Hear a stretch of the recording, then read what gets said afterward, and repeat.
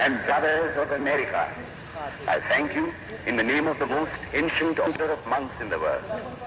I thank you in the name of the mother of religions. And I thank you in the name of the millions and millions of Hindu people of all classes and sects. My thanks also to some of the speakers on this platform who, referring to the delegates from the Orient, have told you that these men from far-off nations may well claim the honor of bearing to different lands the idea of toleration. I am proud to belong to a religion which has taught the world both tolerance and universal acceptance. We believe not only in universal toleration, but we accept all religions as true.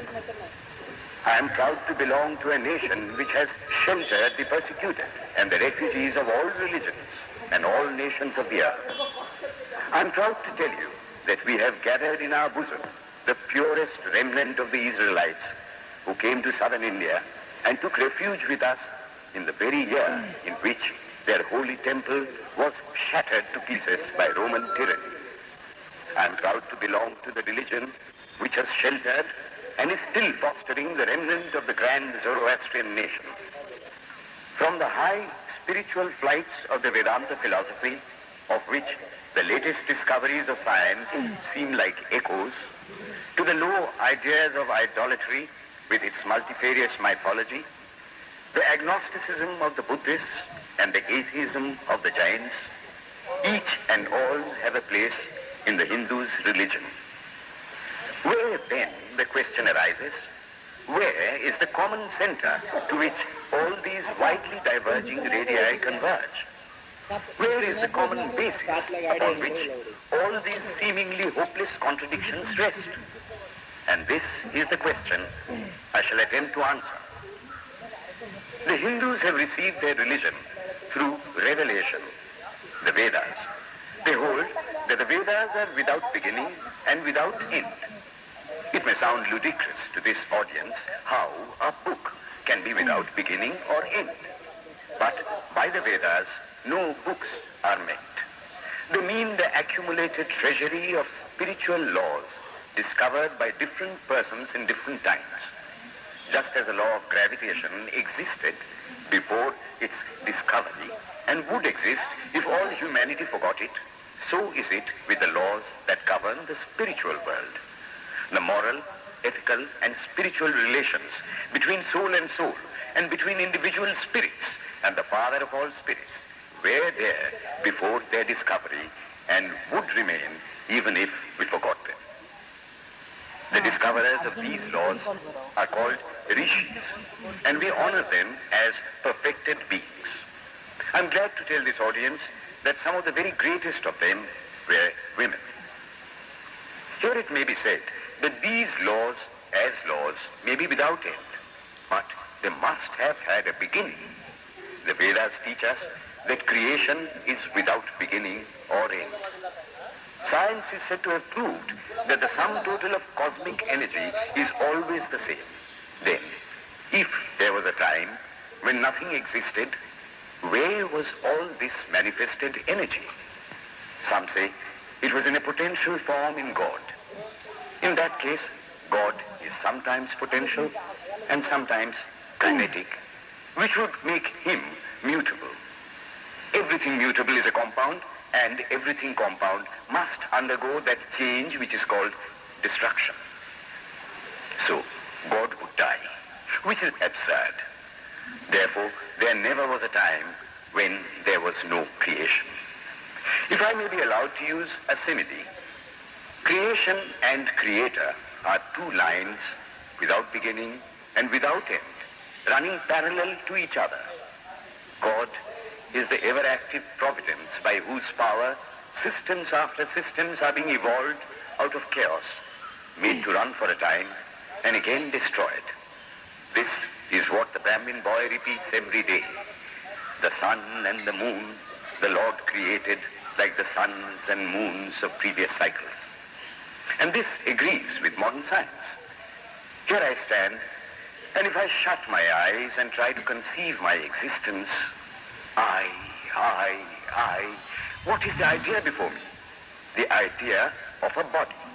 Am I then nothing but a combination of material substances? The Vedas declare, no. I am a spirit living in a body. I am not the body. The body will die, but I shall not die. Here am I in this body. It will fall, but I shall go on living. I had also a past.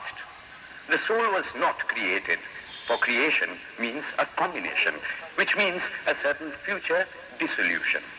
If then the soul was created, it must die. Some are born happy, enjoy perfect health with beautiful body, mental vigor, and all wants supplied. Others are born miserable. Some are without hands or feet.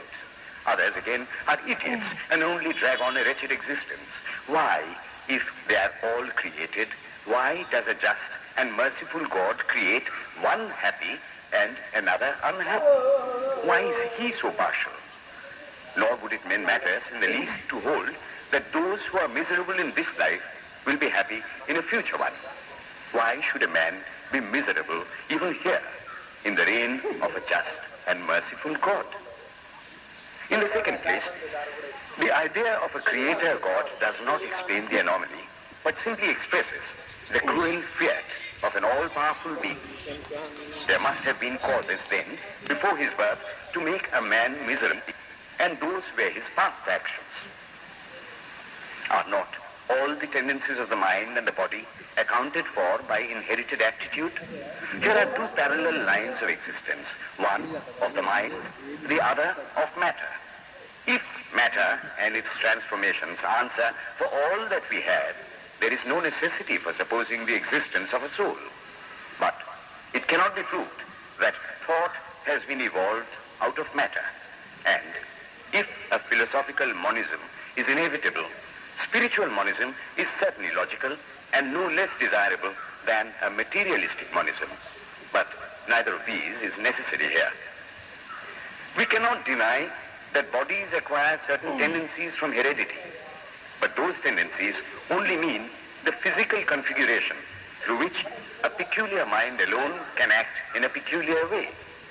There are other tendencies peculiar to a soul caused by his past actions, and a soul with a certain tendency would, by the laws of affinity, take birth in a body which is the fittest instrument for the display of that tendency. This is in accord with science, for science wants to explain everything by habit, and habit is got through repetitions. So, repetitions are necessary to explain the natural habits of a newborn soul, and since they were not obtained in this present life, they must have come down from past lives. There is another suggestion. Taking all these for granted, how is it that I do not remember anything of my past life? This can be easily explained. I am now speaking in English. It is not my mother tongue. In fact, no words of my mother tongue are now present in my consciousness. But let me try to bring them up. And they rush in. That shows that consciousness is only the surface of the mental ocean, and within its depths are stored up all our experiences. Try and struggle. They would come up, and you would be conscious even of your past life. This is direct and demonstrative evidence. Verification is the perfect proof of a theory, and here is the challenge thrown to the world by the rishis. We have discovered the secret by which the very depths of the ocean of memory can be stirred up. Try it, and you would get a complete reminiscence of your past life. So then, the Hindu believes that he is a spirit. Him the sword cannot pierce, him the fire cannot burn, him the water cannot melt, him the air cannot dry. The Hindu believes that every soul is a circle whose circumference is nowhere, but whose center is located in the body, and that death means the change of the center from body to body. Nor is the soul bound by the conditions of matter. In its very essence, it is free, unbounded, holy, pure, and perfect. But somehow or other, it finds itself tied down to matter and thinks of itself as matter. Why should the free, perfect, and pure being be thus under the thraldom of matter, is the next question. How can the perfect soul be deluded into the belief that it is imperfect? We have been told that the Hindus shirk the question and say that no such question can be there. Some thinkers want to answer it by positing one or more quasi-perfect beings and use big scientific names to fill up the gap. But naming is not explained. The question remains the same. How can the perfect become the quasi-perfect? How can the pure, the absolute, change even a microscopic particle of its nature? But the Hindu is sincere. He does not want to take shelter under sophistry. He is brave enough to face the question in a manly fashion, and his answer is, I do not know. I do not know how the perfect being, the soul, came to think of itself as imperfect, as joined to and conditioned by matter. But the fact is a fact for all that. It is a fact in everybody's consciousness that one thinks of oneself as the body. The Hindu does not attempt to explain why one thinks one is the body. The answer, that it is the will of God, is no explanation. This is nothing more than what the Hindu says, I do not know. Well then, the human soul is eternal and immortal, perfect and infinite, and death means only a change of center from one body to another. The present is determined by our past actions, and the future by the present. The soul will go on evolving up or reverting back from birth to birth and death to death. But here is another question.